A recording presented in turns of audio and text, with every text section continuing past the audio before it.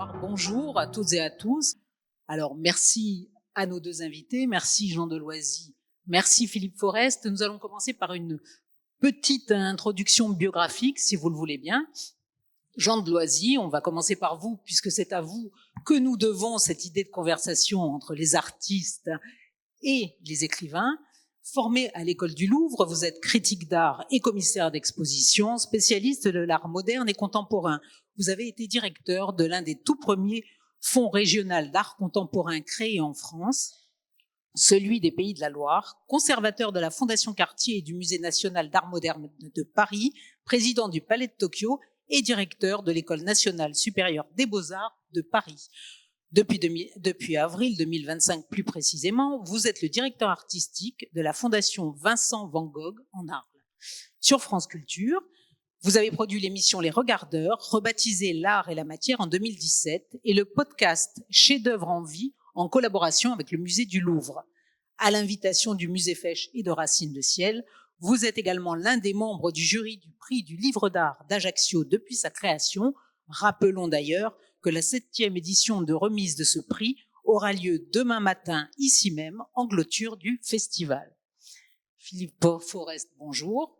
Écrivain, essayiste, professeur des universités, vous êtes diplômé de l'Institut politique de Paris et docteur ès lettres. Depuis 1995, vous êtes professeur de littérature française à l'Université de Nantes, après avoir enseigné cette matière en Grande-Bretagne pendant 7 ans, dans diverses institutions prestigieuses.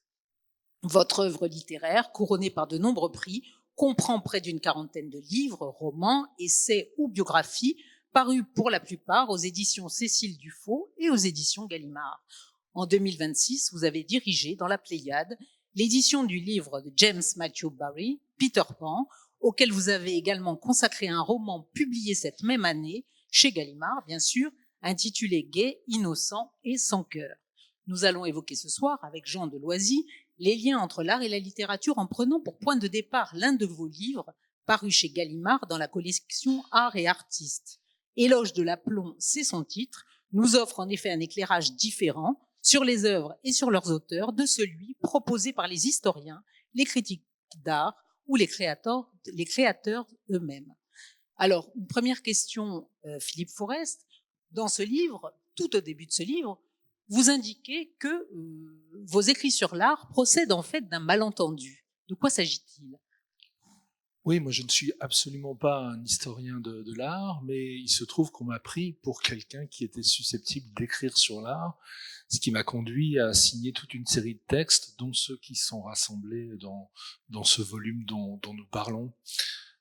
J'écrivais notamment dans la revue Art Press, qui est la grande revue d'avant-garde, et disons si le mot a encore un sens aujourd'hui, mais j'y écrivais exclusivement des articles consacrés à la littérature qui m'étaient demandés par Jacques Henrique et Catherine Millet, que je connaissais depuis quelques années en raison du travail que j'avais mené sur les avant-gardes littéraires et notamment sur la revue Telle Quelle dont ils avaient été proches.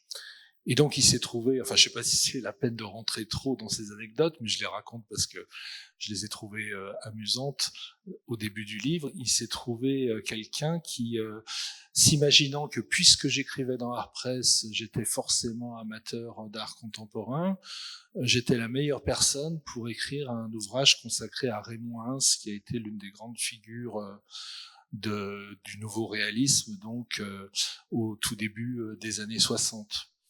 Et je ne savais pas comment me dépêtrer de cette demande qui était un peu insistante.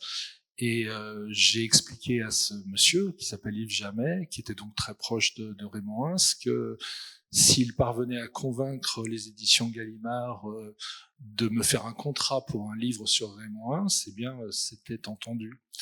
J'étais convaincu qu'il n'y arriverait pas. Et il a fait preuve de suffisamment de persuasion pour convaincre Jean-Louis Champion, qui est le directeur de cette collection, de me commander ce livre. Donc, puisque le contrat était fait, je l'ai signé, et puisque j'avais signé le contrat, j'ai écrit le livre. Et ce malentendu, par une série d'effets dominos, disons, a conduit beaucoup d'autres personnes à me demander des textes sur l'art du passé ou l'art contemporain, et de fil en aiguille, donc du fait de ce concours de circonstances, je me suis retrouvé à écrire sur des artistes contemporains, des artistes du XXe siècle ou même des artistes du passé. Et cela m'a procuré pas mal de plaisir, donc j'ai été content de ce malentendu et de la voie inattendue sur laquelle il m'a conduit. Voilà. Alors, Jean de Loisy, j'ai envie de rebondir sur ce terme de malentendu au sujet de l'art moderne et contemporain. Et je le lirai à la perception que parfois a le grand public de ce domaine, à savoir un domaine élitiste un petit peu réservé aux initiés. Qu'en pensez-vous? Ça nous permettra de rebondir sur la façon dont Philippe Forest en parle. Tout d'abord, un petit mot sur le texte sur Raymond Hince qui est publié dans ce livre, L'éloge de l'aplomb, pour dire que moi qui connaissais très bien Raymond Hince, qui lui ai parlé de nombreuses fois et qui ai pu participer, ou en tout cas écouter cette infinie logorée magnifique, faite de jeux de mots incessants et d'une sorte de vision de l'histoire, où tout se mélange, l'histoire du passé, l'histoire de l'aujourd'hui, la fantaisie, le folklore, la culture surréaliste, sorte de monde associatif interminable. Eh bien, je connaissais très bien Raymond Hince. Eh bien, en lisant le texte, de vous qui ne l'avez ni rencontré, ni étudié au sens strict, eh bien, je l'ai enfin compris. Donc, bravo. C'était un paradoxe, mais vous m'avez proposé la distance qui était nécessaire pour foncer dans cette aventure. Je me permets de prolonger ce que vous venez de dire en indiquant que dans le livre, vous consacrez un texte à Raymond Hince qui vous permet de parler de la ville de Nantes aussi, que vous connaissez bien et qui vous est chère, et où le surréalisme est né, et vous liez le travail de cet artiste à celui d'un poète qui s'appelle Camille Briens, et vous expliquez, et c'est une des particularités de votre livre, comment à eux deux, ils ont su explorer toutes les possibilités du possible en tant que possible, comme l'écrit Joyce d'ailleurs, avec cette façon de déconstruire le langage et la forme. Donc ça aussi, ce texte, et je vous remercie d'en avoir parlé, est très très très caractéristique de ce dont vous parlez dans ce livre. C'est-à-dire, j'ai d'abord écrit une monographie consacrée à Raymond Hince qui est apparue en 2004, et ensuite on m'a demandé effectivement un texte concernant les rapports de Raymond Hince à Nantes. Raymond Hince était breton, il n'était pas nantais, il était de Saint-Brieuc, et il a fait une part importante dans son œuvre au monde de la Bretagne, à la matière de Bretagne, aux romans médiévaux et aux artistes qui ont été liés à l'histoire de la Bretagne et particulièrement l'histoire de Nantes avec le surréalisme. C'est un peu comme ça que je me suis introduit dans son œuvre, hein, parce que enfin, on sera amené sûrement à en parler, mais n'étant pas un spécialiste de l'art, j'ai essayé d'approcher Raymond Hince à travers les connaissances et la sensibilité qui étaient les miennes, c'est-à-dire plutôt sur le versant littéraire. Et Raymond Hince s'y prêtait tout à fait. Mais d'une manière générale, je crois que c'est précisément, on en a parlé déjà un petit peu ce matin, ce qui est caractéristique de la critique artistique lorsqu'elle est pratiquée par des gens qui sont plutôt des romanciers ou des poètes. C'est-à-dire tirer la peinture du côté de la littérature pour avoir peut-être quelque chose à en dire. Oui, vous dites d'ailleurs que l'art réfléchit la littérature et que la littérature réfléchit l'art. Nous reviendrons d'ailleurs sur le nombre assez important d'écrivains célèbres ou pas peu célèbres qui ont écrit sur l'art. Alors, dans ce livre, Philippe Forest, vous nous proposez un autre discours sur l'art à côté, et je crois que la précision est importante, de celui des critiques et autres historiens de l'art, un discours qui assume une dimension subjective et l'ignorance relative sur laquelle il repose. Alors on verra ce que Jean de Loisy en pense, mais qu'entendez-vous par ignorance relative, par exemple? Je dois dire que je m'inscris sans grande originalité dans une tradition qui a déjà été évoquée et qui est bien connue. Elle remonte à Diderot, elle concerne d'autres écrivains après lui. Alors j'ai découvert il y a un instant qu'on avait la même grande admiration, la même passion avec Jean pour ce qui est à mon sens, et j'ai l'impression que c'est son sentiment aussi, l'un des plus grands chefs-d'œuvre dont nous ayons été les contemporains, à savoir les histoires du cinéma de Jean-Luc Godard. Il y a un passage dans l'histoire du cinéma de Jean-Luc Godard où Godard dit « La critique artistique, en fait, c'est quelque chose de spécifiquement français. » Bon, il exagère peut-être un peu, mais en tout cas, il dit « Il y a Diderot, il y a Baudelaire, il y a Malraux, et dit-il, il y a François Truffaut écrivant sur Hitchcock. » Bien, toute cette tradition-là, elle se caractérise précisément par cette subjectivité assumée qui est celle du philosophe, du poète, de l'écrivain, lorsqu'il parle d'art. Il faut en parler, disait Baudelaire, avec passion, de manière politique aussi, et c'est une autre manière de l'art que ne le fait l'historien ou le savant. Enfin, encore que, moi, à mon avis, il n'y a pas une si grande... Enfin, je ne sais pas ce que j'en pense, mais il n'y a pas une si grande différence que ça, parce que l'historien de l'art est moins objectif qu'il ne le prétend, parfois, et l'écrivain a quand même un devoir d'objectivité en dépit de la subjectivité qu'il revendique. C'est plutôt sur le petit point focal, c'est plutôt sur l'ignorance relative. Vous dites qu'il faut arriver devant une œuvre, en quelque sorte, en sachant le moins possible, afin de faire apparaître une autre interprétation. Là encore, explorer toutes les possibilités du possible. Qu'en pensez-vous, Jean de Loisy, par rapport à ce regard neuf? Alors, deux ou trois choses. D'abord, oui. L'ignorance n'est pas une méthode. Par contre, le parcours rêveur dans l'œuvre est une méthode possible. Et d'ailleurs, quand vous parliez tout à l'heure de Raymond Ins et de Camille Brienne, on aurait pu parler d'ailleurs aussi de Dufresne ou de Villègle, qui sont un petit peu la même. L'idée de l'errance dans l'œuvre, comme dans la ville d'ailleurs, avec une méthode presque semblable, pour parvenir à un sentiment nervalien, hypnagogique de l'œuvre, c'est la rêverie que l'on peut imaginer être une méthode, mais elle ne s'oppose pas au savoir ni à l'ignorance. Je pense que l'ignorance n'est jamais un obstacle qui vous empêche de lire une œuvre. Ça peut être au contraire un support supplémentaire à l'accentuation de la rêverie. Moi, je ne suis pas, j'adore savoir, je suis plein de curiosité. Donc, plus j'apprends sur une œuvre, plus je trouve ça fantastique, jusqu'au délire, si je puis dire. Là où je voudrais ne pas m'arrêter, c'est trop tôt avant le délire. Alors justement, pour faire écho à ce que vous venez de dire, dans votre livre, Philippe Forest, vous citez la formule de l'écrivain japonais Kobayashi Hideo, affirmant justement qu'une critique n'est jamais rien d'autre que le récit dubitatif d'un rêve. Voilà, c'est exactement... Oui, c'est une voie d'approche qui est ouverte à tous et que avec et après beaucoup d'autres j'ai essayé d'emprunter. Ouais, plutôt que le mot d'ignorance, moi je préfère, en raison du sens particulier que lui donne Georges Bataille, l'expression non-savoir. Il y a le savoir, il est indispensable, mais au-delà du savoir, il existe quelque chose que Bataille appelle le non-savoir, et c'est par le non-savoir qu'on accède à l'expérience intérieure. L'expérience intérieure, c'est la référence dont je me sers pour parler de Yayoi Kusama, dont on a vu le portrait il y a un instant. Vous avez raison. Alors moi, je préfère un autre terme qui est la docte-ignorance, que je trouve assez beau aussi, mais qui veut dire à peu près la même chose. Et c'est vrai, tout cela, c'est quand même pour nous faire parvenir à un éclat de saveur. Quelle œuvre quand on arrive à la goûter dans toutes ses dimensions. Parce qu'au fond, ces œuvres sont des surfaces spéculatives interminables, merveilleusement passionnantes, parce qu'on n'arrête pas d'approfondir les possibilités diverses de compréhension de l'objet. Et je trouve que le merveilleux, qu'on soit Berenson ou bien qu'on soit, je pensais à s'évanouir devant un tableau, qu'est-ce qui s'appelle ? À Stendhal, exactement. Eh bien, le but, c'est néanmoins cet enthousiasme, cette façon dont on est pris par le tableau, comme on pourrait être pris par les dieux.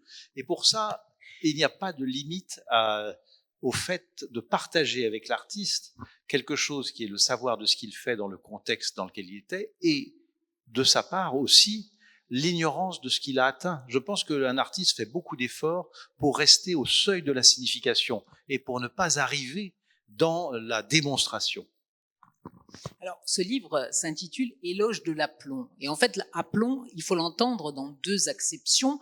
La première, au sens de culot ou d'audace. Donc, il faut du culot ou de l'audace pour parler d'art, mais aussi, écrivez-vous, un peu d'arrogance et d'humilité. Mais ce livre parle aussi de l'aplomb dans le sens de la verticalité, réelle ou symbolique. Je vous cite, « Dans l'horizontalité désœuvrée du monde, l'expérience esthétique peut susciter la verticalité vive d'un sens. Entre le sol et le ciel, toute œuvre trace un trait. » Ça vient en fait de la première commande qui m'a été adressée, commande qui m'a conduit donc à signer le texte qui ouvre Éloge de l'aplomb. Il s'agissait donc d'une exposition qui a été organisée en 2000, donc il y a plus de 25 ans maintenant, à la Cité de la Villette, et dont le titre était Voyager à la verticale. Et c'était une exposition qui était extraordinairement hétérogène. Il n'y avait pas vraiment de points communs, de dénominateurs communs aux œuvres qui étaient présentées. Donc je me suis demandé un petit peu comment pouvoir répondre à la commande qui m'était adressée, et j'ai essayé de réfléchir à cette notion de verticalité, en prenant appui notamment sur une œuvre qui est reproduite dans les loges de l'Aplomb, qui est une œuvre de Picasso. Alors j'avais visité peu de temps auparavant, je crois, la grande exposition qui avait eu lieu au Centre Pompidou sur Picasso sculpteur. Et si je connaissais, comme tout le monde, la peinture de Picasso, je connaissais beaucoup moins bien sa sculpture. Et il y avait une œuvre tout à fait frappante pour moi, qui représentait un bras dressé. Et il se trouve que cette image-là, pour moi, elle faisait sens par rapport à une autre image que j'avais placée au centre de mon premier roman, L'Enfant éternel. Bon, je rentre pas dans les détails, mais disons, cette image, elle renvoyait à ce qu'on présente parfois comme les premières œuvres d'art de l'histoire de l'art. Vous savez, ces mains négatives ou ces mains soufflées qu'on trouve aux cavernes des grottes préhistoriques. Et j'ai vu ça comme un signe, le signe que m'adressait en quelque sorte cette œuvre, et qui me renvoyait à ce qui avait été l'image que j'avais mise au cœur de mon premier roman, et qui fait sens d'une certaine manière de la manière que j'essaie d'expliquer dans ce texte. C'est-à-dire, une œuvre d'art, c'est quelque chose qui nous adresse un signe à travers le temps et à travers l'espace, encore que ce signe, personne ne sache précisément ce qu'il veut dire, mais c'est malgré tout un signe fraternel, disons. Et c'est cette fraternité-là dont nous cherchons à retrouver le sens lorsque nous nous tournons vers les œuvres d'art.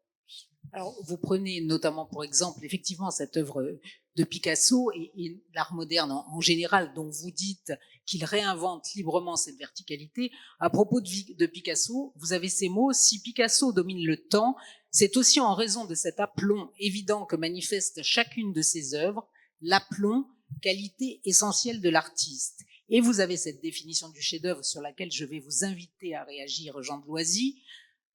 Situé à l'intersection de l'horizontalité sociale et de la verticalité esthétique, le chef-d'œuvre réunit les hommes entre eux, les hommes aux dieux, présents ou enfuis, dont l'art chante la trace. C'est très Heidegger, c'est la trace des dieux enfuis dans Hölderlin, dans l'opacité de la nuit du monde, hein, quelque chose comme ça. Et je bats ma culpe, c'est un cliché. Non, mais c'est pas ce que je voulais dire du tout. C'est une illustration, en tout cas, du propos. Tout à fait. Le fait que l'art soit un trait d'union entre le surmonde et nous-mêmes est probable. Quand on a notre conversation, il faut penser aussi à ce que sont les très grands artistes. Quand on parle de Picasso, c'est le cas, il n'y a aucun doute. La question de la verticalité, vous l'avez imaginée d'une façon très polysémique. Je vais y revenir parce que la verticalité, c'est celle de Picasso là, celle de Brancusi ailleurs, mais il y a d'autres hypothèses. Il y a Carl André, il y a Clessinger, il y a quelques autres artistes qui ont préféré l'horizontalité. Et dans l'histoire de l'art, il y a aussi les mosaïques et d'autres choses. Mais il n'y a pas de doute que la verticalité, comme signe de la présence, comme expression de existere, hein, donc être là, et répond à une des grandes interrogations de l'art, qui est celle de la présence, en effet. Je voudrais simplement redire quelque chose, parce que en nous écoutant nous parler, tous les trois, je voulais pas que, pour le plaisir poétique de se dire l'ignorance c'est merveilleux, même docte ou bien savante, etc., il ne faut pas qu'on oublie qu'être artiste, c'est un métier de pointe.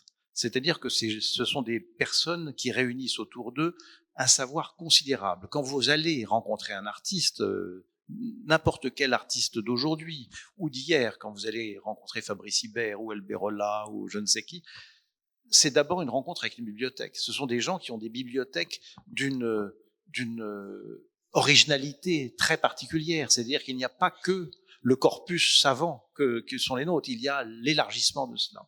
Et donc, ils font un métier de pointe, ils sont extrêmement savants, et pour pouvoir se détacher d'une cohorte d'autres fabricants d'œuvres et être dans peloton de tête de l'art, il faut arriver à un degré d'exigence, de connaissance, de raffinement incroyable. Lorsque vous regardez un tableau de Poussin, vous le sentez immédiatement. Vous avez besoin, bien sûr, vous pouvez être profondément sensible à la beauté de l'étang, à l'éclair qui est sur la partie gauche, chercher à comprendre pourquoi il y a un arbre mort à droite, enfin, etc. Vous pouvez faire une lecture sensible, vous pouvez faire une lecture savante. L'œuvre ne s'épuise pas dans ces lectures successives. Mais ce qui est certain, c'est qu'on a un des plus grands esprits d'un temps. Donc ça, c'est intéressant, et il ne faudrait pas que le plaisir de la surface nous oblige, nous fasse oublier de penser à l'incroyable précision de ce qu'est l'exécution d'un tableau, par exemple. Oui, vous en parlez d'ailleurs, Philippe Forest. Vous évoquez aussi d'autres techniques comme la céramique et la mosaïque. La mosaïque dans le cas de Fabrice Hibert que vous venez de citer, la céramique dans le cas de Chagall et de Picasso. Avant d'en revenir plus précisément à ces cas particuliers, une petite question sur le choix des peintres. Dans ce livre, le choix des peintres et des œuvres, parce que chaque texte est en regard d'une œuvre.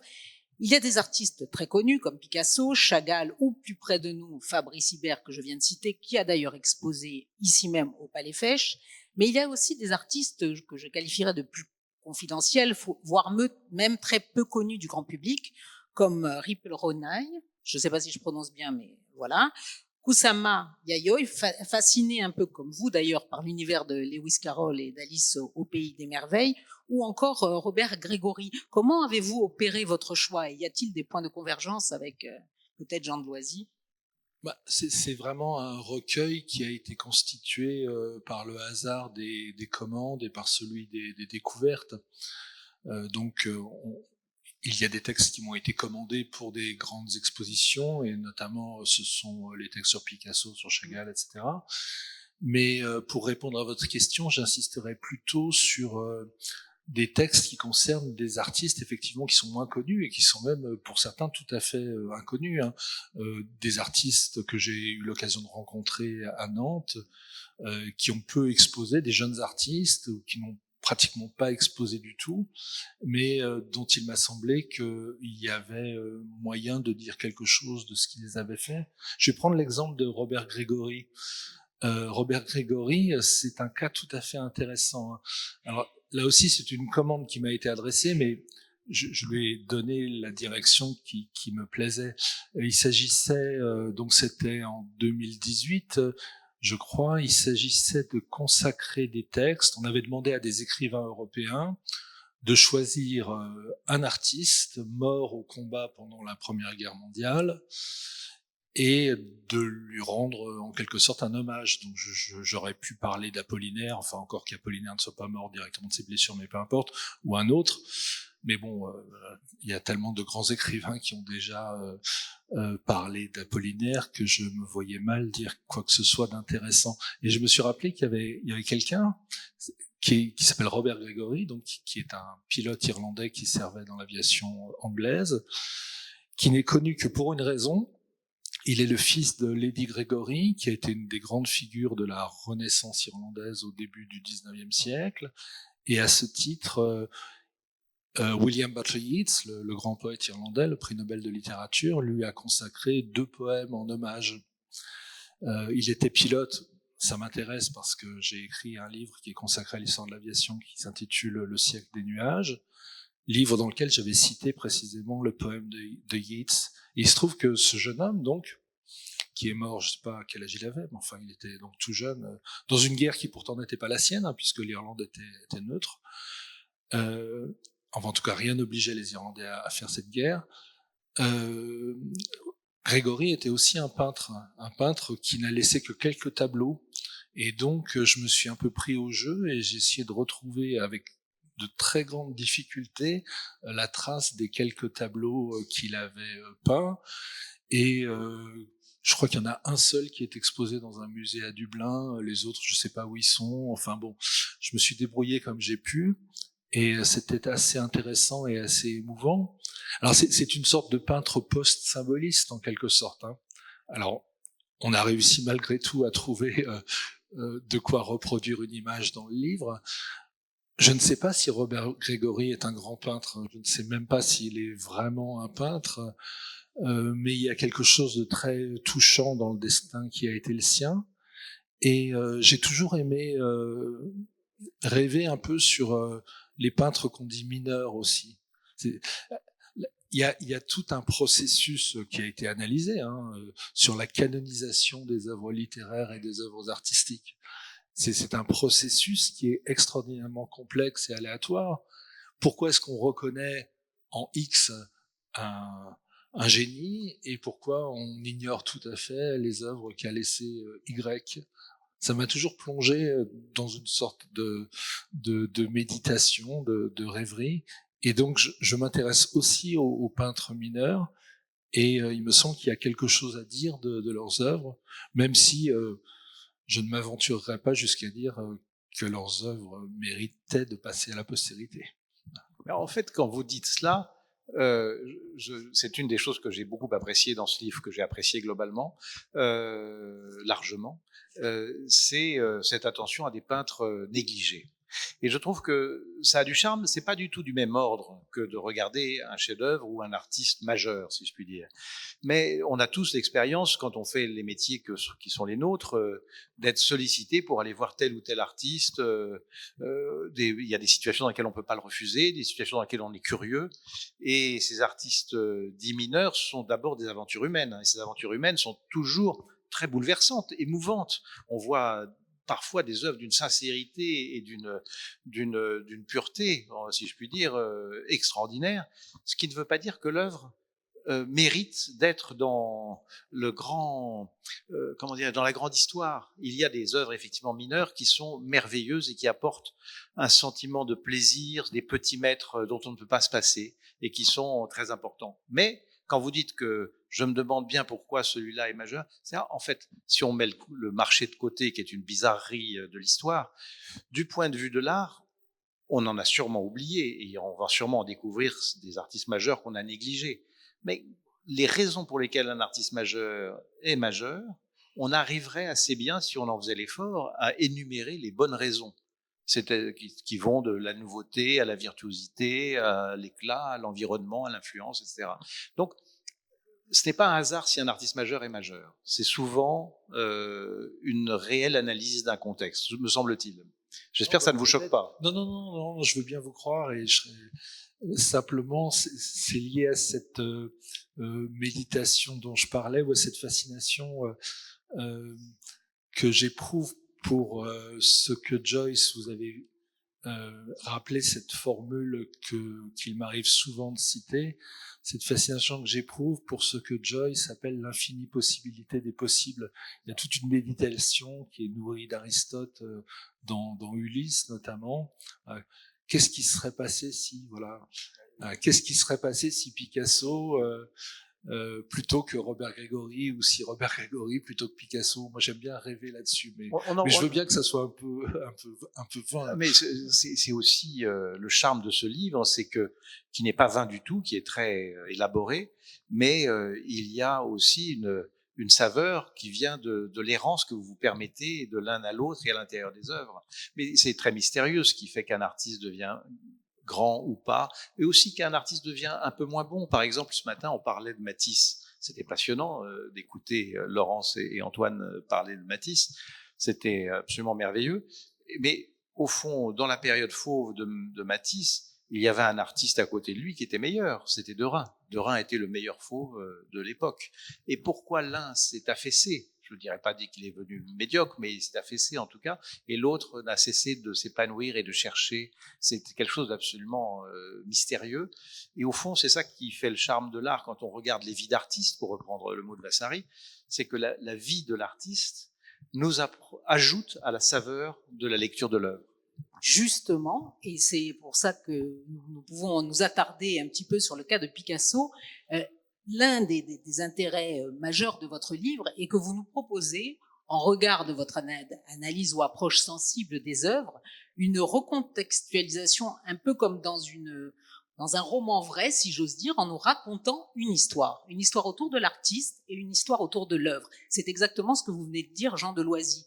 Et parmi ces artistes, là, effectivement il s'agit d'un artiste extrêmement célèbre, Picasso s'impose comme l'une des figures majeures, et notamment autour de dans trois textes, où vous identifiez trois périodes en racontant tout ce qui s'est passé autour de ces trois périodes, y compris dans sa vie personnelle, et ça nous éclaire justement d'une façon tout à fait inédite sur les œuvres produites à cette période. Alors la première période, c'est la période Picasso céramiste à Vallauris, plus exactement cette année 1946, fondatrice pour lui, avec le retour à la Méditerranée. Bon, ça tombe bien, nous sommes en Méditerranée, et dans un lieu, à Vallauris donc, qu'Aragon, auquel vous faites très souvent allusion dans ce livre, a consacré un texte célèbre, et ce lieu qu'Aragon lie intrinsèquement à l'artiste. En contrepoint de cette tentative de définition de la Méditerranée qu'on peut voir fleurir un peu partout, vous écrivez que Picasso, justement, avec son art, en crée le mythe.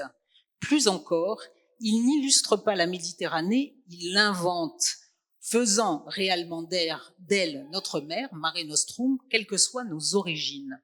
Alors ça, c'est une façon novatrice d'appréhender l'œuvre de Picasso céramiste et son rapport à la Méditerranée et à ce qu'elle peut symboliser.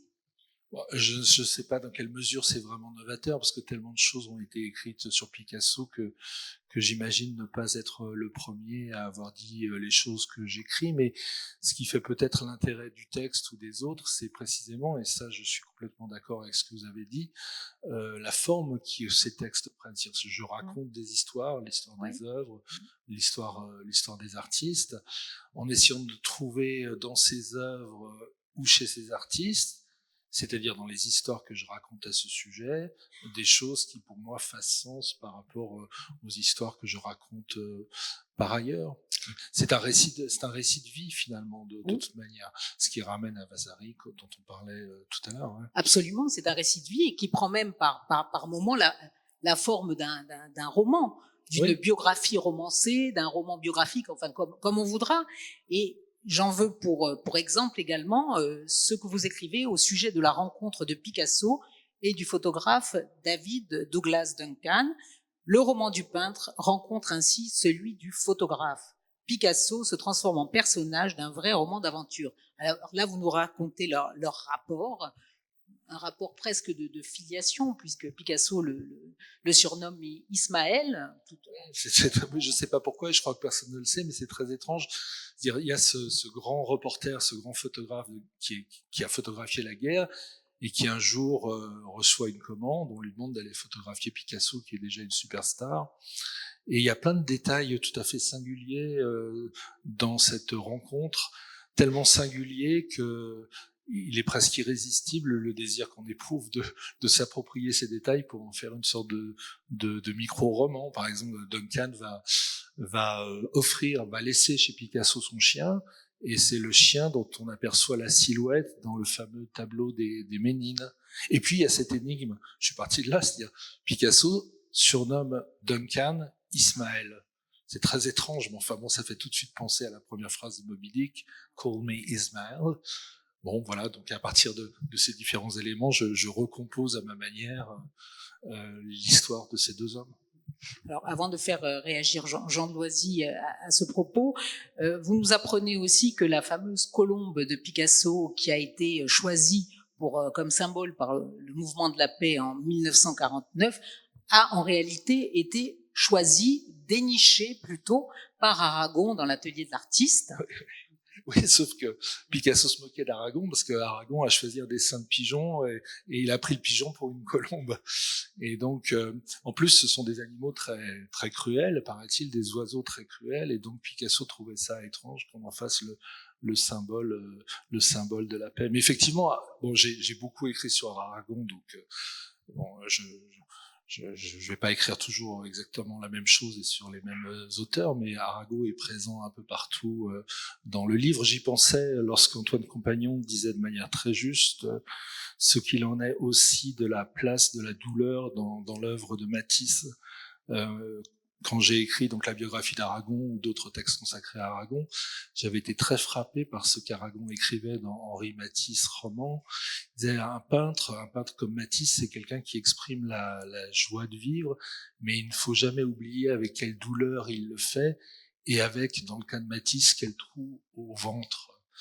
Et il y a toute une réflexion chez Aragon comme ça sur le dialogue qui se noue entre peinture et poésie, à partir de l'expression de la joie que permet la peinture, mais qui doit s'accompagner de l'expression mélancolique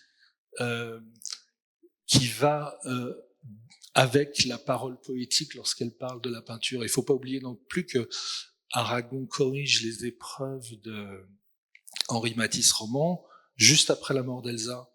Et il rajoute comme ça sur les épreuves un certain nombre de remarques qui témoignent de son propre déchirement après la perte de la femme qu'il a aimée. On retrouve ça aussi, j'ai publié ça dans la Pléiade, dans le dernier recueil poétique d'Aragon, Les Adieux, où il y a toute une section qui est consacrée à la peinture, et on retrouve cette même idée. L'éloge du peintre, du grand peintre, Aragon, Matisse, parce qu'il est Picasso, Matisse, parce qu'il est celui qui exprime la joie, mais une joie qu'il appartient à la poésie de dire aussi pour ne pas en taire tout à fait la mélancolie. Voilà. Il y a aussi ce rôle, pour reprendre le sujet de la colombe, ce rôle de réveil matin aux allures de colombe dont vous parlez à propos de Picasso, puisque il exprime à travers une sorte de cri de révolte ou de manifestation contre la violence du monde. Vous citez d'ailleurs ces propos, et on en revient au rôle de l'artiste et de l'œuvre d'art dans un contexte justement douloureux. Il faut réveiller les gens, donc c'est Picasso qui dit ça à André Malraux, il faut réveiller les gens, bouleverser leur façon d'identifier les choses. Il faudrait créer des images inacceptables, que les gens écument, les forcer à comprendre qu'ils vivent dans un drôle de monde, un monde pas rassurant, un monde pas comme ils croient. Oui, c'est lié aussi à la découverte que Picasso fait grâce à Pierre Daix des camps de concentration, des camps d'extermination. Et ça renvoie Picasso à ce désir qu'il a eu aussi de peindre après Poussin le massacre des innocents, dans Guernica notamment.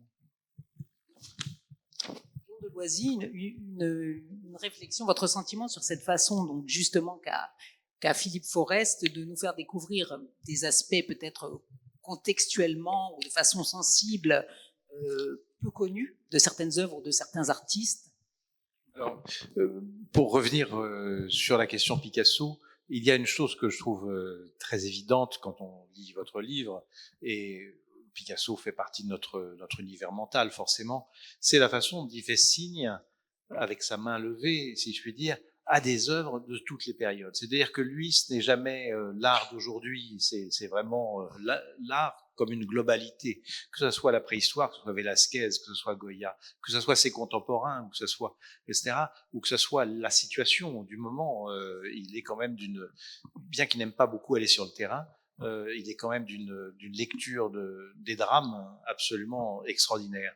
Alors lui, il y a une certaine joie pétaradante chez Picasso, qui n'est pas exactement la même joie que celle de Matisse. Matisse, on pourrait dire que l'aspect joyeux qu'ont ses œuvres, en dépit des douleurs qu'il traverse, c'est une jubilation de création. On sent vraiment à chaque fois qu'il y a une joie à avoir trouvé une solution, à avoir avancé dans son immense projet. Chez Picasso, c'est plutôt la joie d'avoir été un faiseur de tours. Il y a un côté roué en permanence, il y a un côté arlequin, bien entendu, en permanence, c'est-à-dire à la fois qui va entre l'Arlequin, il est entre la défaite, la modestie et en même temps celui qui réussit 1000 tours. Je suis assez frappé, comme je passe un peu de temps à Arles, je suis allé voir la donation que Picasso a fait à Arles, une cinquantaine d'œuvres, un peu plus d'une cinquantaine d'œuvres, toutes réunies sur ce thème, on est en 71, toutes réunies sur ce thème de l'Arlequin, du trickster, du faiseur de tours, où il cherche à la fin de sa vie, au moment où c'est la fin, on est à quelques mois de sa disparition, à se faire une sorte d'autoportrait dans cette donation qui devient un autoportrait rusé, si je puis dire, mais rusé désenchanté. Oui, alors justement, vous avez dit quelque chose de très intéressant au sujet de Picasso, et je crois que vous reprenez cette idée vous le dites également dans votre livre, à savoir que Picasso n'est pas un épisode de l'histoire de l'art, mais qu'en fait, il résume à lui tout seul l'histoire de l'art ou les différentes périodes. Il ne les synthétise pas, mais en tout cas, il les représente. C'est le cas de tout grand artiste, c'est le cas aussi de Manet, par exemple. Simplement, plus l'artiste est grand, plus cette entreprise de récapitulation, elle prend de l'ampleur. Mais je fais écho à ce que disait Jean tout à l'heure. C'est vrai que un grand artiste, c'est quelqu'un qui a derrière lui tout un savoir. Et ce savoir, bien sûr, il est éclatant chez les génies, mais il n'est pas moins présent chez les peintres plus modestes. On peut pas peindre sans connaître l'histoire de la peinture, on peut pas écrire sans connaître l'histoire de la littérature. Alors, il y a quelque chose qui change au moment pour Picasso quand même, c'est et d'ailleurs, c'est un contemporain et un ami de Malraux, c'est l'inventaire. C'est-à-dire que l'inventaire qu'a Picasso n'est pas celui de Poussin ou de Manet. Tout d'un coup, la reproduction fait de l'inventaire mondial un instrument de création, et il faut devenir boulimique comme il l'était, une sorte pour se lancer dans ce cannibalisme culturel gigantesque dans lequel il est à ce moment-là. Alors, nous l'avons dit, mais nous allons le répéter, le dialogue entre l'art et la littérature a toujours existé. Vous citez, Philippe Forest, nombre d'écrivains qui ont parlé de l'art, analysé ou permis de ressentir l'art par texte interposé, se faisant médiateur ou intermédiaire entre l'œuvre et le lecteur.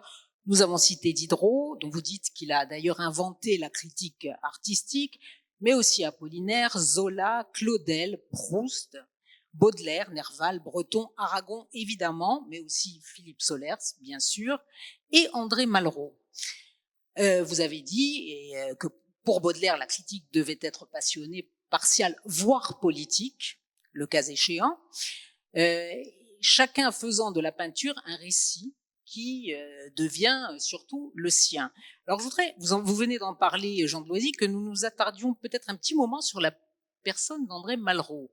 D'abord, nous commémorons le 50e anniversaire de sa disparition. Bien, mais pour ne pas oublier, je voudrais m'arrêter sur Claudel aussi. Oui, bien sûr. L'œil écoute, c'est absolument formidable. Oui. La manière dont Claudel analyse la peinture hollandaise, notamment les natures mortes, la peinture espagnole. Claudel qui déteste la peinture moderne, en fait.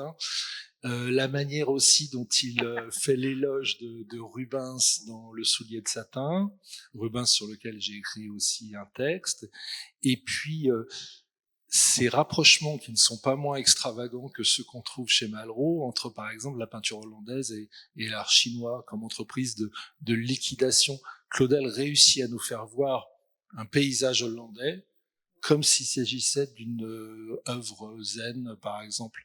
Mais Malraux aussi, et j'ai découvert tout à l'heure, parce qu'on en parlait avec Jean, qu'on partage, enfin on n'est pas les seuls, mais encore que moi je croyais que c'était un auteur que plus personne ne lisait, on partage visiblement la même admiration pour Malraux. Alors justement, nous commémorons le 50e anniversaire de sa disparition. Vous connaissez tous deux ses écrits sur l'art et sa conception originale du musée imaginaire qui met en équivalence, je dirais, des œuvres de tout pays et de temporalités différentes, mais aussi, alors, l'important est de signaler aussi son statut de tout Premier ministre de la Culture de la Ve République, ce qui explique beaucoup de choses par rapport à son parcours. Mais la raison que je voudrais soulever est une raison qui tient à son appréciation par certains critiques d'art. Malraux était un autodidacte, sans aucun diplôme, qui s'est fait l'œil au cours de ses voyages par ses lectures et dans les musées. Alors comment un un personnage tel que celui-ci, malgré son aura tout à fait remarquable, est-il perçu, à votre avis? Est-ce qu'un autodidacte peut avoir la même légitimité, est-ce qualité d'appréciateur de différentes œuvres d'art et a fortiori, est-ce qualité de ministre de la Culture que un critique qui aurait fait ses classes? Il faut se rendre compte que c'est quelqu'un qui, à 25 ans, fait des livres sur l'art qui sont extraordinaires. Son Goya, à 25 ans, c'est quelque chose d'inoubliable.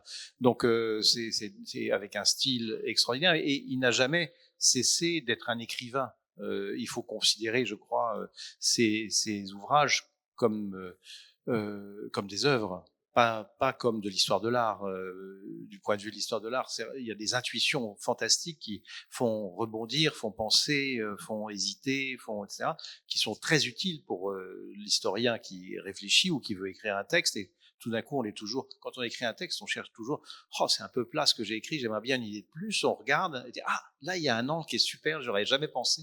Et je m'en sers. Donc on est des pilleurs, mais on a besoin des idées des autres, on a besoin de se décaler. Lui était toujours décalé, donc c'était très intéressant.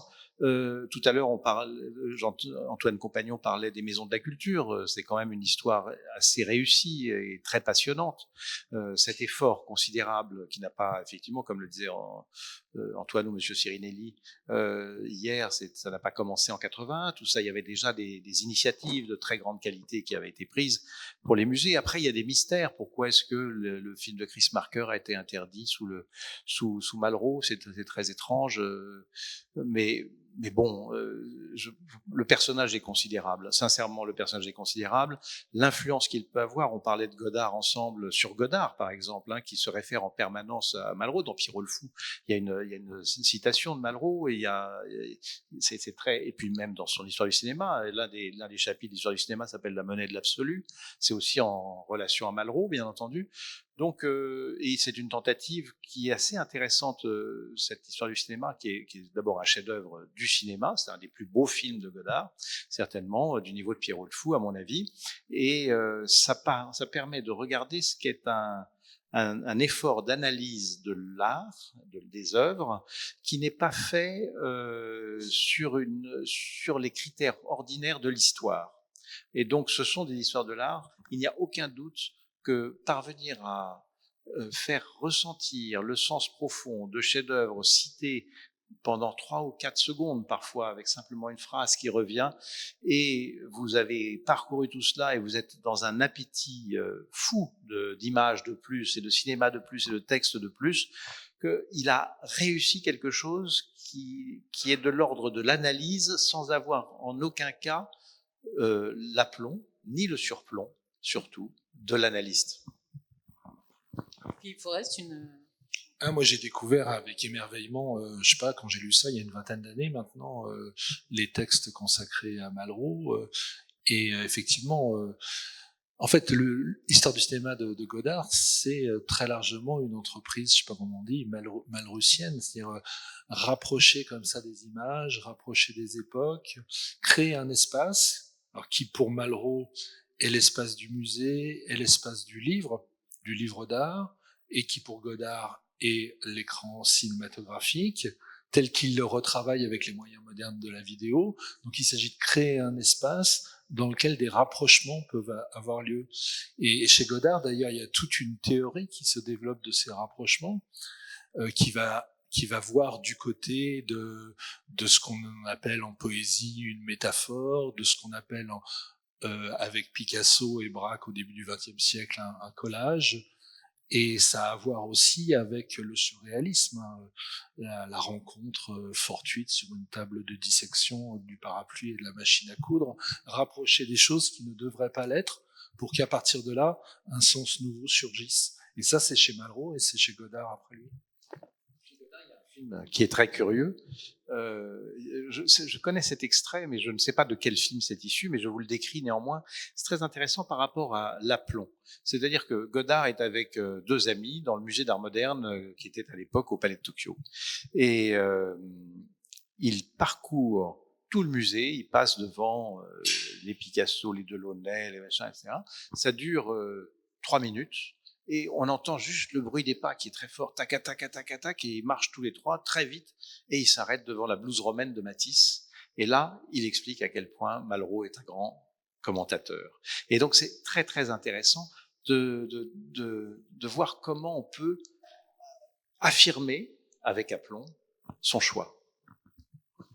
Alors, j'ai noté que dans votre livre, Philippe Forest, il y avait bien sûr un florilège d'œuvres diverses, il n'y avait pas de portrait. Or, vous avez consacré en 2025, on va faire un pas de côté par rapport à Éloge de l'aplomb pour mieux y revenir, vous avez consacré un livre à un tableau fictif. Ce roman s'intitule « Et personne ne sait », il est paru en 2025 chez Gallimard, donc c'est l'histoire d'un tableau qui s'intitule « Le portrait de Jenny ». Et dans ce livre, pour le coup, il y a effectivement des portraits, et vous vous attardez plus précisément sur l'âge d'or de la peinture américaine à travers un certain nombre de peintres représentés notamment dans les collections du Met, du Metropolitan Museum of Art de New York. Alors, pourquoi peut-être quelques mots sur ce livre et ensuite l'absence de portrait dans Éloge de l'aplomb?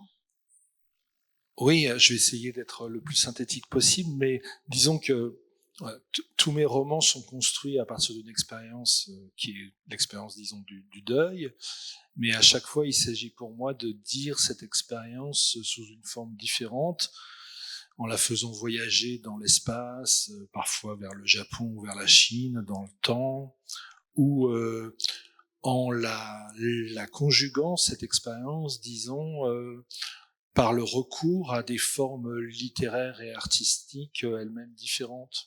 Donc, dans Et personne ne sait, j'ai recours à une tradition qui est bien connue, hein, qui n'a rien d'original, qui est la tradition de ce qu'on pourrait appeler le roman du peintre, parce qu'il y a des gens comme Diderot, Baudelaire et d'autres après eux qui ont pratiqué la critique artistique, peut-on dire, hein, qui ont écrit en écrivain sur des tableaux, mais il y a aussi beaucoup de romanciers qui ont écrit sur la peinture en faisant de la peinture le sujet de leur roman. Donc ça commence sans doute pas là, mais la première référence importante, c'est le chef-d'œuvre inconnu de Balzac, et puis après il y a l'œuvre de Zola, Manette Salomon, des frères Goncourt et beaucoup d'autres œuvres jusqu'à aujourd'hui. Hein.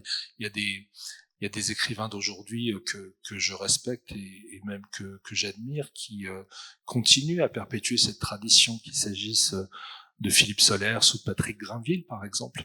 Donc moi, je me suis approprié, dans la mesure de mes moyens, cette même tradition en réinventant donc l'expérience qui est la mienne depuis le début, au miroir que me tendait en quelque sorte un film que j'avais vu autrefois, un vieux film américain qui est assez peu connu, qui s'appelle Portrait de Jenny, et qui est l'histoire d'un jeune peintre qui, à New York, va faire le portrait d'une jeune fille qui mystérieusement lui apparaît un soir à Central Park. C'est une histoire fantastique, hein, puisque c'est sans doute une histoire de fantôme, c'est sans doute un fantôme que cette petite fille qui rend visite au jeune peintre. Et donc j'ai voulu m'approprier cette histoire, la raconter à nouveau, mais en essayant de développer davantage que ne le faisait le cinéaste américain, tout ce qui dans cette histoire concerne le rapport à la peinture. Alors, le cœur de l'histoire, c'est Central Park à New York, où se situe aussi le Metropolitan, et donc je double l'histoire d'une sorte de visite à l'intérieur du Metropolitan, visite qui m'amène à m'arrêter sur un certain nombre de tableaux américains qui, pour la plupart, s'y trouvent. Et ce sont le plus souvent des portraits, pas toujours, il y a aussi des paysages, mais ce sont des portraits ou des paysages qui réfléchissent en quelque sorte à l'intérieur du roman l'histoire que j'emprunte au cinéaste et que je raconte à mon tour. Ce qui nous permet d'introduire la question de la temporalité et des temps parallèles, puisque le tableau, l'œuvre d'art, mais en particulier le tableau, vous le dites dans ce roman, mais vous l'évoquez aussi dans Éloge de l'aplomb, le tableau permet de naviguer, si j'ose dire, entre plusieurs temporalités dans le même espace. Et par exemple, vous citez aussi le mot d'Aragon concernant Chagall. Chagall est le seul peintre pour qui le temps se soit fait objet de peinture, cette question de la temporalité dans la peinture et du rapport au temps que peut induire l'œuvre d'art et la peinture en particulier, Jean de Loisy. Je ne sais pas si je sais répondre à la question parce que je suis pas sûr de la comprendre en fait. Mais oui. Oui, je peux la préciser si vous voulez. Oui, ou Philippe peut me la formuler mieux Pourquoi moi ou différemment, parce que l'un ou l'autre. Parce que... Non, je sais pas, ça a à voir avec le fait que la peinture donne le sentiment d'arrêter le temps, en quelque sorte.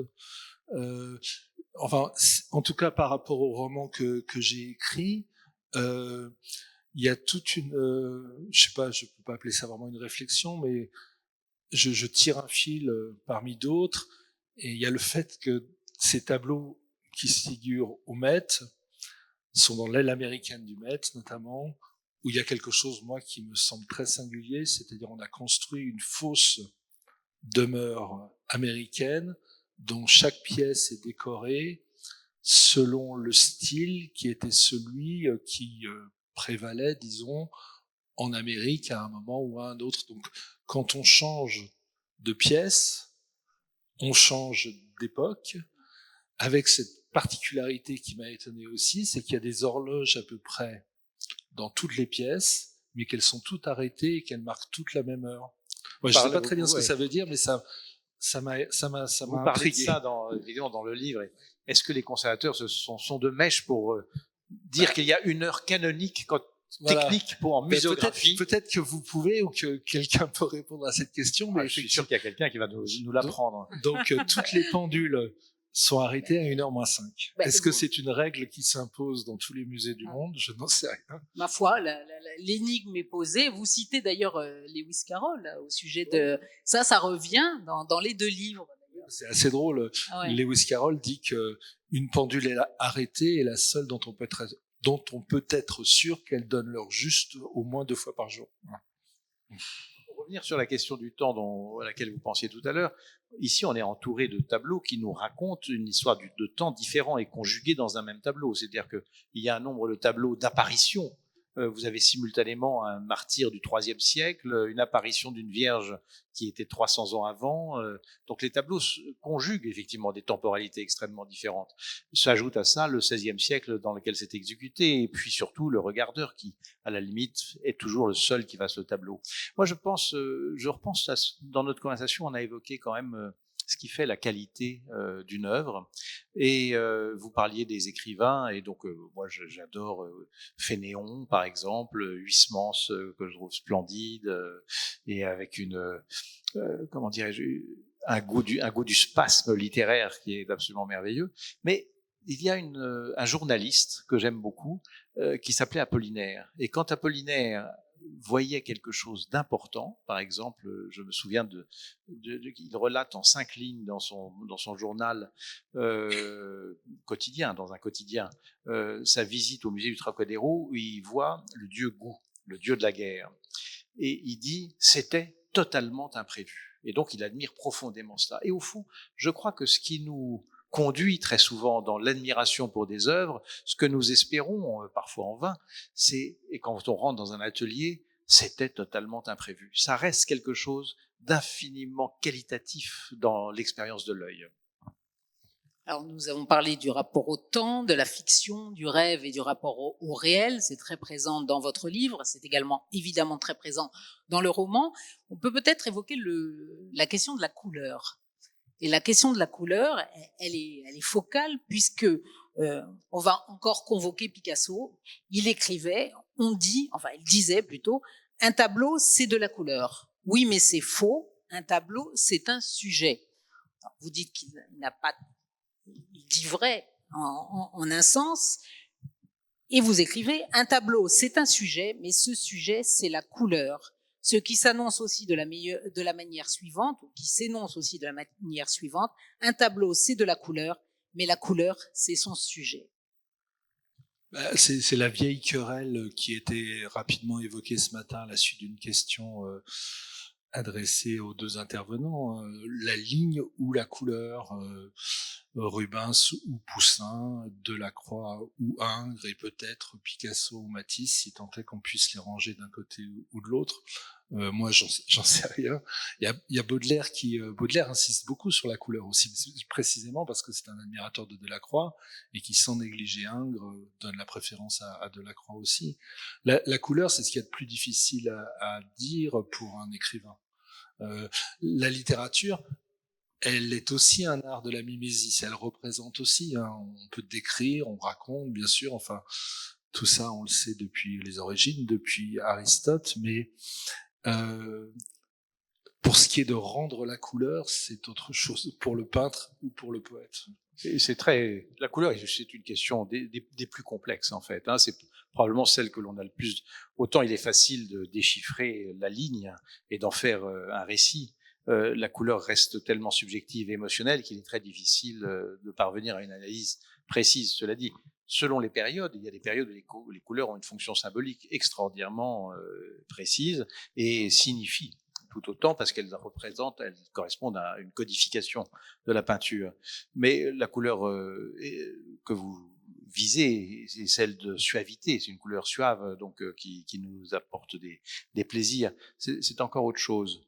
Je pense que une affirmation que vous avez faite dans le livre m'interroge et me plaît beaucoup parce que je trouve qu'elle engage tout de suite le récit justement. J'aimerais bien que vous nous en disiez un mot, si je puis me permettre de. Mais je vous en prie. Vous dites un tableau, c'est une charade. Oui. Mais je suis content que vous me posiez cette question parce que j'y pensais tout à l'heure, comme j'étais un peu en avance, j'en ai profité pour visiter une nouvelle fois le musée ici.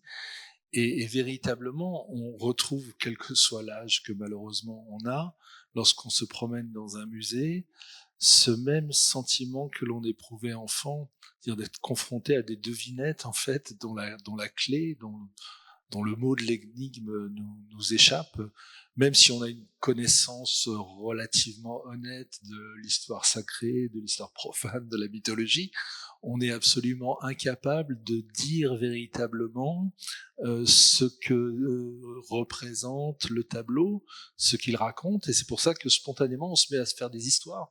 On raconte à partir de ces énigmes, non pas pour espérer pouvoir les résoudre, mais simplement parce qu'elle nous donne la matière d'un rêve nouveau qui va nous accompagner le temps de la visite ou qui va prendre la forme d'un texte si on est écrivain. Je crois que notre façon de goûter la peinture aujourd'hui, je ne parle pas de façon érudite en étudiant un tableau, mais quand on traverse un musée, a énormément changé, parce qu'il y avait la façon de Godard dont je parlais tout à l'heure, mais goûter un tableau, il fut une époque, je pense à Van Eyck par exemple, celle de Van Eyck, où goûter un tableau était un exercice collectif. C'est-à-dire que même des tableaux civils, par exemple les époux Arnolfini, Philippe le Bon et sa famille ouvrent le tableau qui avait un coffre, on s'assied devant et on en parle en famille, on se le commente, et c'est quasiment une séance de cinéma ou de théâtre. C'est de cet ordre-là. Allons voir le tableau, on passe une demi-heure devant et chacun va vers son interprétation. Je trouve que c'est quelque chose d'assez extraordinaire. C'est quelque chose que dans certaines peintures sacrées, dans les tankas par exemple, ce sont pas des œuvres devant lesquelles on peut passer, ça n'a aucun intérêt, on ne voit rien, quelques couleurs, ça ressemble à un foulard Hermès si vous voulez, hein, donc c'est déjà une satisfaction, mais bon, si on veut comprendre le cheminement de l'âme qui est représenté dessus, il faut s'y arrêter. Ce temps du tableau qui nous arrête, c'est aussi quelque chose d'assez intéressant et qui est rare et qui permet de construire au fond le jeu des significations, parce que derrière tout ça, il y a quand même un jeu. Et je trouve que le jeu qui soit un jeu sur le simulacre, un jeu sur le vertige, un jeu sur l'erreur, sur les hypothèses, ces jeux-là sont très très intéressants devant le tableau, et je pense qu'il ne faut pas arrêter d'en jouer. Et je trouve que le goût, les savants appelaient ça l'ekphrasis, le goût de la description et du commentaire de tableau, de Homère qui décrit le bouclier d'Achille, à Pline qui décrit telle ou telle sculpture ou telle situation ou tel tableau, à aujourd'hui, ça reste une joie folle. Et vous qui écrivez sur l'art, moi je n'écris pas, donc vous qui écrivez sur l'art, qui décrivez les tableaux, si on oublie la part de jeu et l'infinie hypothétique interprétation que l'on a, on y perdrait. Et vous nous y faites gagner.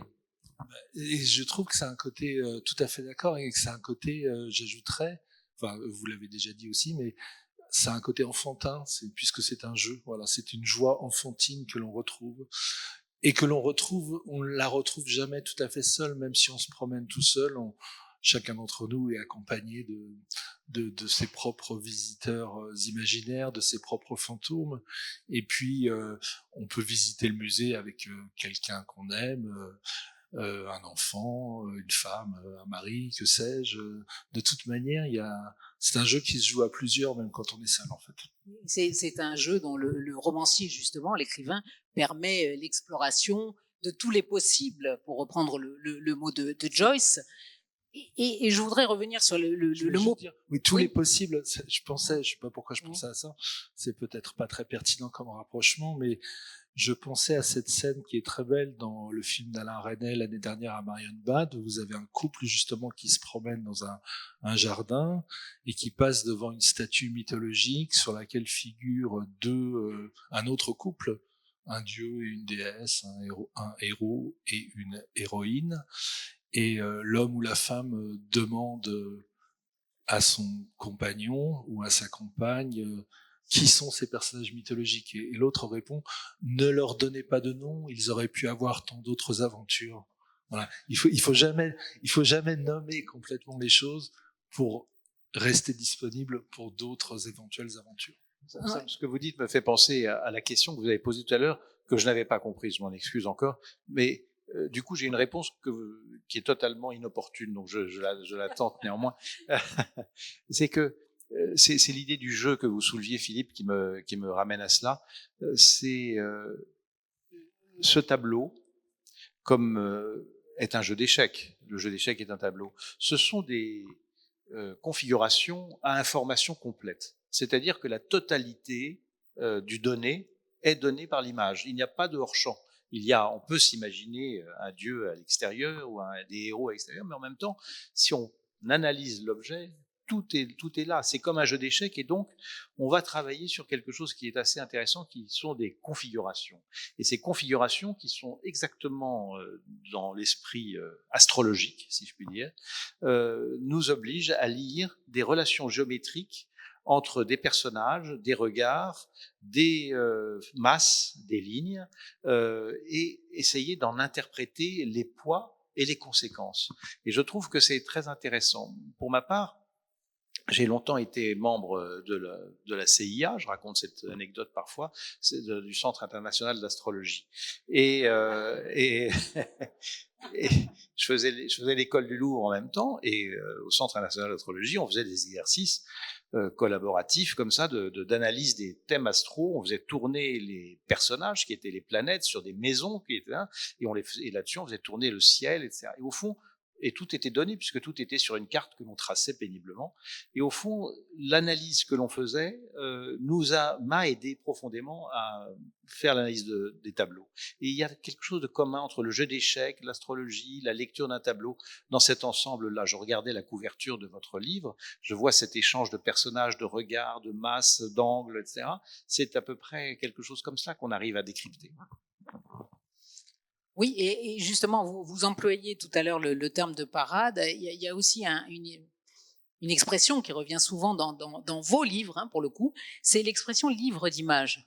Et vous écrivez d'ailleurs que le romancier fait parler des images mutiques, mais que le dispositif muséal permet de voir aussi toutes ces images comme un grand livre qui permet, là encore, des interprétations, et à travers ces interprétations, à travers ce jeu de miroir, l'apparition du réel.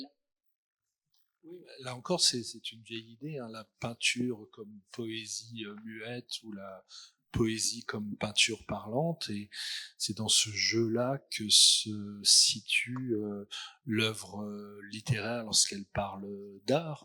On fait parler les peintures qui se taisent, quitte à leur faire dire des choses qu'elles n'avaient nullement l'intention de vouloir dire. Bon, c'est toujours comme ça, mais j'insisterai plutôt, et à nouveau, parce que ça me semble plus juste, sur sur la dimension vraiment enfantine de ce rapport à l'image, dont parlait Baudelaire d'ailleurs, il est sans doute celui qui en a le plus parlé, mais on se retrouve comme un enfant devant des images qui demandent à être parlées pour qu'il en sorte une histoire, en fait.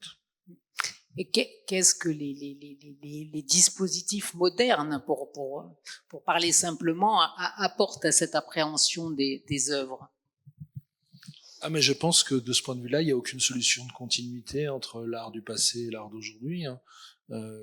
Les œuvres contemporaines, même quand elles sont étranges, singulières, même quand elles ne nous proposent pas d'image, elles sont là pour servir de support à une expérience qui demande elle aussi à être racontée, en fait.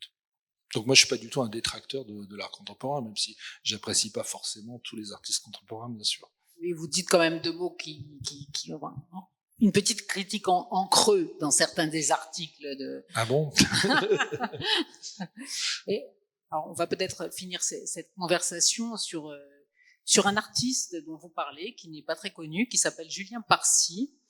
Vous en parlez à la fin du livre et vous dites notamment que aujourd'hui, puisque c'est un peintre contemporain, la peinture est parfois considérée comme une incongruité ou un exercice exceptionnel, voire même un passe-temps récessif.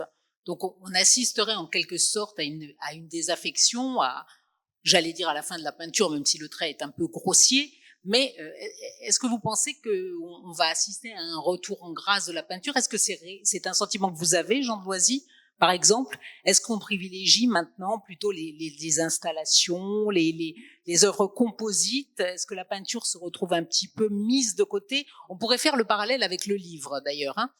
On pourrait se poser exactement la même question à propos du livre et malheureusement de la littérature. Votre sentiment, s'il vous plaît? Ah non, je pense que la peinture qui nous accompagne depuis 40 000 ans est absolument consubstantielle à l'humain, et que ce désir d'inscription est essentiel et fait partie anthropologiquement de nous, si je puis dire, ontologiquement, je veux dire. Et donc, il y a des moments d'affaiblissement de la proposition retenue par les institutions de la peinture ou pas, mais aujourd'hui la peinture est dans un dynamisme évident. Il y a un nombre de très grands artistes avec des nouvelles propositions qui continuent d'être stupéfiantes. C'est-à-dire que la fécondité incroyable de ce rectangle, qui parfois n'est plus tout à fait rectangle, est une stupeur. Et le goût de jouer avec les symboles, avec ce qu'est l'humain. En fait, la seule chose qui se passe dans tout cet art, c'est pas de parvenir à un récit, quoique c'est très important. C'est pas de parvenir à une beauté, quoique c'est très important. C'est uniquement d'essayer d'explorer ce qu'est l'humanité de l'humain. Ça n'est que ça. C'est aussi l'objet de la littérature, Philippe. Oui, oui.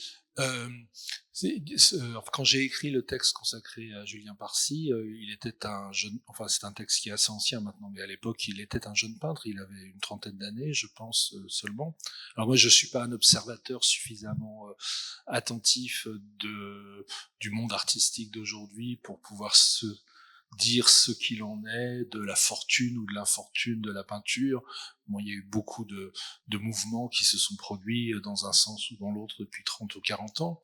Mais ce qui m'intéressait chez Julien Parcy, qui a été l'élève de Pincemin, de Cogniet, je crois, enfin de peintres comme ça, dans l'ouest de la France, du côté d'Angers et de Nantes, ce qui m'intéressait, c'était ce geste incongru, et j'allais dire peut-être héroïque d'une certaine manière, de quelqu'un qui, à l'époque des installations, à l'époque des écrans et à l'époque du numérique, décide malgré tout de peindre, et qui, se remettant ou se mettant à peindre, rend à nouveau présente toute l'histoire passée de la peinture. Et c'est la même chose, quel que soit le sort dont nous sommes menacés du fait du numérique, de l'intelligence artificielle, et je dirais surtout, parce que moi je ne suis pas technophobe, du fait du raz-de-marée auquel nous soumet l'industrie de la consommation. En dépit de tout ça, toute personne qui se met à lire ou à écrire fait que se trouve recommencer l'histoire de la littérature avec le rôle qu'elle joue pour l'idée que nous nous faisons de ce que c'est que d'être humain. Pour dire la même chose de l'art, peut-être, Jean Loisy. Tout artiste procède de ce mouvement de perpétuel renouveau. Est-ce que c'est vrai? Je ne sais pas. Disons que c'est la version optimiste de l'histoire. Il faut faire comme si. Non, je suis inquiet pour l'humanité, curieusement, mais pas très inquiet pour l'art. Je pense que ça continue, quelles que soient les expressions, les techniques, les possibilités, les interrogations demeurent formulées différemment, avec des capacités techniques différentes, avec des sommets différents. Mais il n'y a aucune chance que l'art disparaisse. Les musées peuvent disparaître, tout à fait. C'est tellement... il n'y a pas un moment de l'histoire de Sapiens Sapiens où l'art était absent. Et ce que nous retenons de cette brève trajectoire de 50 000 ans, c'est les artistes, pas les généraux. Donc c'est bien, sauf un ou deux. Bien. Merci beaucoup à tous les deux d'avoir participé à cette conversation.